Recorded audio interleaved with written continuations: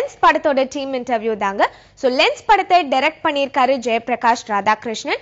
அவரே தான் இந்த படத்துல லீட் ரோலையும் நடிச்சிருக்காரு. அண்ட் இந்த படத்துல முக்கியமான கேரக்டர்ஸ்ல ஆனந்த் சுவாமி அண்ட் அஸ்வதி நடிச்சிருக்காங்க. இந்த படத்துக்காக மியூசிக் ஸ்கோர் பண்ணியிருக்காரு ஜிவி பிரகாஷ். ஜிவி பிரகாஷ் ரொம்ப நாளுக்கு அப்புறமா ஹீரோவா நடிக்காத படத்துக்கு இசையமைக்கிறாருன்னு நினைக்கிறாங்க. அண்ட் இந்த படத்துல வந்து ப்ரொடியூஸ் பண்ணியிருக்கிறது யாருன்னு பாத்தீங்கன்னா வெற்றிமாறன் இந்த படத்தை ப்ரொடியூஸ் பண்ணியிருக்காரு. வெற்றிமாறன் ஒரு படத்தை ப்ரொடியூஸ் பண்றாரு அப்படின்னா கண்டிப்பா அந்த படத்துல ஏதோ ஒரு விஷயம் இருக்குன்னு சொல்லி நம்மளுக்கு தெரியும். அண்ட் இந்த படத்துக்கான கிரேஸ் இன்னும் ஜாஸ்தி ஆயிடுச்சு இதன் மூலமா அப்படிங்கிறதாங்க ஒரு உண்மையான விஷயம். ஸோ இந்த படம் ஆக்சுவலி பாத்தீங்கன்னா மலையாளம் அண்ட் தமிழ்ல ரிலீஸ் பண்ண போறாங்க. இந்த படத்தோட இங்கிலீஷ் வெர்ஷனும் இருக்கிறதா சொல்லியிருக்காங்க. அண்ட் இந்த படம் இன்னும் ரிலீஸ் ஆகலாம், அதுக்கு முன்னாடி விருதுகளும் வாங்கியிருக்கு அப்படிங்கிறது எக்ஸ்ட்ரா ஆடடான விஷயம். ஸோ இந்த படத்தை பத்தி இந்த படத்தோட டைரக்டர் அண்ட் ஆக்டரான ஜெயபிரகாஷ் ராதாகிருஷ்ணன், ஆனந்த் சுவாமி, அஸ்வதி நிறைய விஷயங்கள் நமக்காக ஷேர் பண்ணியிருக்காங்க. என்ன சொல்றாங்க நம்ம ஷோல பார்க்கலாம். வணக்கம், நான் ஆனந்த் சாமி. தி லென்ஸ் அப்படிங்கிற திரைப்படத்துக்காக பேச வந்திருக்கேன். தி லென்ஸ் படத்தில் நான் யோகன் அப்படிங்கிற கதாபாத்திரம் பண்ணியிருக்கேன்.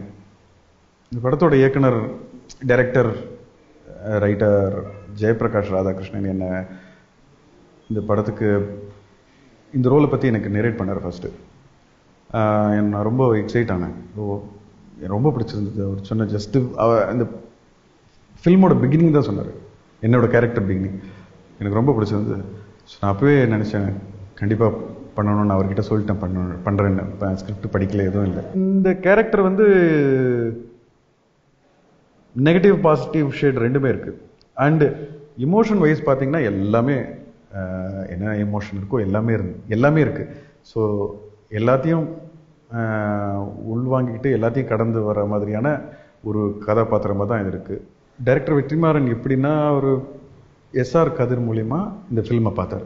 அவருக்கு ரொம்பவே பிடிச்சி போச்சு. அவர் சொன்ன தகவல், அவர் ஒரு 40 நிமிஷம் பார்த்துட்டு அவரோட ஃப்ரெண்ட்ஸுக்கு ஃபோன் அடிச்சிட்டாராம், ஏன்னா இந்த மாதிரி ஒரு படம் பார்க்குறேன், ரொம்ப சூப்பராக இருக்குது அப்படின்னு.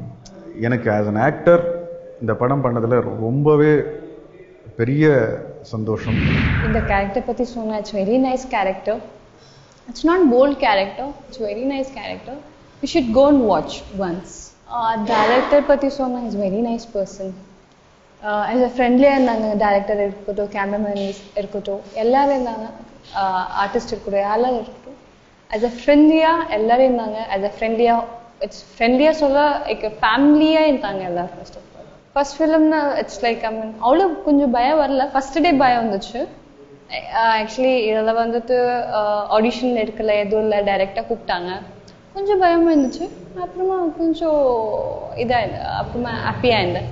Doing next day continuously பண்ண தெரியுமா. I'm happy for doing this movie. I watched the movie, it's very nice. You should go and watch it.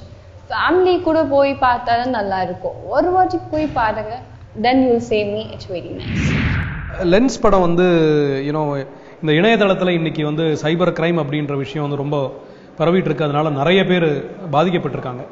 அவங்களோட கதை, அவங்களோட எமோஷன்ஸ் அண்ட் எப்படி அவங்க லைஃப் பாதிக்கப்படுது அப்படின்றது தான் படத்தோட தீம். அந்த கதையை அப்படி தான் ஹேண்டில் பண்ணியிருக்கோம். இதோட லீட் ஆக்டர் ஆனந்த் சாமி. அவர் 15 வருஷமாக தியேட்டர் பண்ணியிருக்காரு, கூத்துப்பற்றையெல்லாம் ட்ரெயின் ஆயிருக்காரு. ஒரு ட்ரெயின்ட் ஆக்டர் இந்த ஒரு ரோலுக்கு தேவை அப்படின்னு நான் டிசைட் பண்ணேன். And he came on board. ஸ்கிரிப்டை படித்து அந்த கதாபாத்திரத்தை முழுமையாக உணர்ந்து ஒரு வேறு டைமென்ஷன் அவர் அதுக்கு கொடுத்துருக்காரு. இந்த கதையை நான் பண்ணி டைரக்ட் பண்ணணும்னு நினைக்க காரணம் வந்து என்னென்னா, எனக்கு நடிக்க வாய்ப்பு கிடைக்கல. ஸோ நானே என்னை தயார்படுத்திக்கிட்டேன். இந்த ஒரு கரு வந்து எப்படி வந்ததுன்னா, நான் என்னோட ஆக்டிங் டீச்சர் கூட ஸ்கைப்பில் ஒரு நைட்டு பேசிக்கிட்டு இருந்தேன். அன்றைக்கி தான் எனக்கு இந்த கரு உருவாயிடுச்சு. இந்த மாதிரி ஸ்கைப்பில் 2 பேர் பேசி ஒரு படம் பண்ணலாம் அப்படின்ட்டு. நான் சின்ன பட்ஜெட்டில் பண்ணலாம். ஸோ ஸ்கைப் அப்படின்றதுனால இணையதளம், சோஷியல் மீடியா, அதில் இருக்கிற ஒரு சப்ஜெக்ட் வேணும்னு நான் தேடினேன். நிறைய இன்டர்நெட்லாம் சர்ச் பண்ணப்போ நிறைய சோஷியல் மீடியாவில் நிறைய அப்யூசர்ஸ் அண்ட் நிறைய புல்லிங்கெல்லாம் நடந்திருக்கு. நிறைய பேர் பாதிக்கப்பட்டிருக்கு, நிறைய பேர் சத்துருக்காங்க, நிறைய பேரோட லைஃப் சின்ன பின்னமாக போயிருக்கு. ஸோ இதை உணர்த்தணும், இதை ஒரு கதையாக பண்ணணும், இது எல்லாருக்கும் தெரிய வைக்கணும் அப்படின்னு நினச்சேன். அண்ட் இந்த ஸ்க்ரீன் பிளேயை அந்த பேட்டர்னில் அந்த விஷயத்தை எல்லாத்தையும் இன்க்ளூட் பண்ணி க்ரியேட் பண்ணியிருக்கேன். மியூசிக் வந்து ஜிவி பிரகாஷ். இந்த தமிழ் படத்துக்கு வந்து ஜிவி பிரகாஷ் குமார் பண்ணியிருக்காரு. அவர் படத்தை பார்த்து ரொம்ப எக்ஸைட்டட் ஆகி இதோட பேக்ரவுண்ட் ஸ்கோரும் இந்த படத்தில் ஒரு அருமையான ஒரு காதல் சாங், ரொம்ப சென்சுவலான ஒரு பாட்டு பண்ணி கொடுத்துருக்காரு.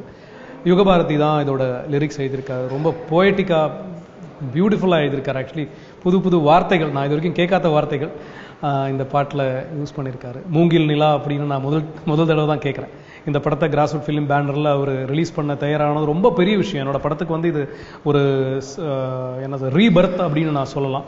என்ன மாதிரி இந்த மாதிரி இண்டிபெண்டன்ட் ஃபிலிம் மேக்கர்ஸை வெற்றிமாறன் சார் மாதிரி ப்ரொடியூசர்ஸ் எல்லாம் சப்போர்ட் பண்ண ஆரம்பிச்சிட்டாங்கன்னா தமிழ் சினிமா ரொம்ப ஹெல்த்தியாக வரும். நிறைய புது புது கதைகள், புது புது இயக்குனர்ஸ் அண்ட் புது ப்ரொடியூசர்ஸும் உருவாகுவாங்கன்ற ஒரு நம்பிக்கையை கொடுக்குது.